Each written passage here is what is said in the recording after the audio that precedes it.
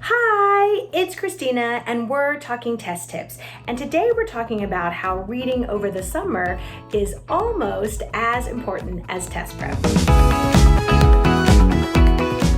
So today we're going to talk about how reading over the summer can be as beneficial as completing practice for the reading in English or the writing and language sections of the SAT and the ACT. First things first, there is a difference between reading for pleasure and reading for comprehension. And it is important to read a variety of material. And this means writing on different topics and different styles of writing so that you're prepared for any SAT or ACT passage. So take a minute to evaluate your reading diet. Perhaps you love novels. Well, then maybe you need to read more nonfiction. This would be things like newspaper articles or magazine articles, or even more technical or scientific writing. Or maybe you love nonfiction, but you struggle with inference and figurative language. So maybe you need to read more poems or classic novels, or even modern novels written in a more classical manner. This would mean dense text and varied word choice. So take a minute and think about, where do you stand? What is missing from your reading diet? Okay, so step 1 is to identify what you need to read, and step 2 is to start reading. But you cannot forget about step 3, ensuring comprehension. So a great way to do this is by talking about what you read.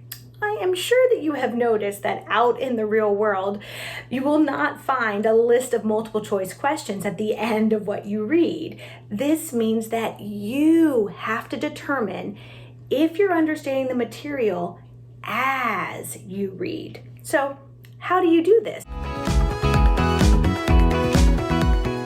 Well, you ask yourself questions along the way. Why did the author write this? What does it mean so far? Is the author presenting a personal opinion or the opinions of others?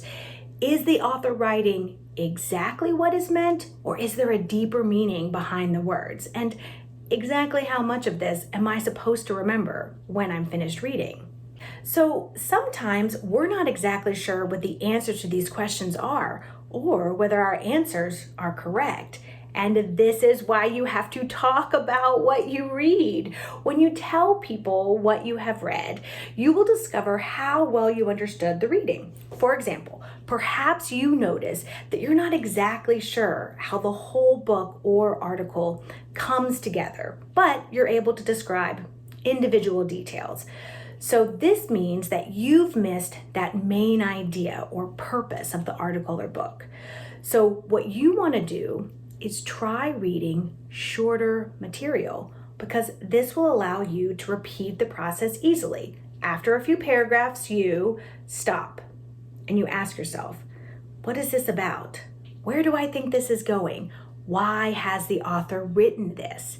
And then as you continue reading, you keep going back to these questions and you remember to think about the bigger picture. On the other hand, if you find yourself only able to summarize but have no clear recollection of any specifics, then you need to practice finding key details within the paragraphs of nonfiction.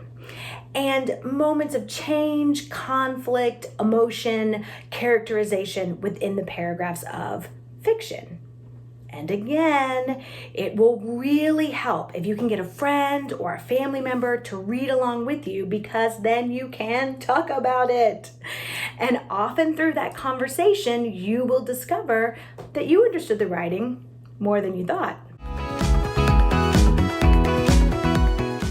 I also want you to think about what ideas, preconceived notions, and values are present before you read, and how to recognize when these notions cloud your ability to see the author's perspective. So it's not about agreeing or disagreeing.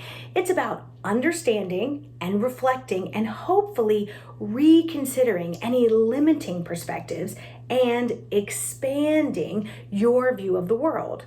we could all stand to be better versed in the writing styles and stories of those outside of our usual reading list. So, reading without multiple choice at the end really does put the burden on you to ensure understanding, pay attention to those details, and keep track of the bigger picture or the purpose of writing.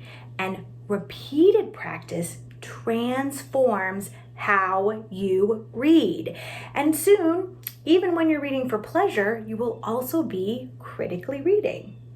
So, do you see how reading a variety of content and styles of writing will help you practice reading comprehension and therefore perform better on the SAT and the ACT? All right, so the takeaway here is that you might find yourself with a bit of additional time over the summer to prepare for upcoming SAT and ACT tests.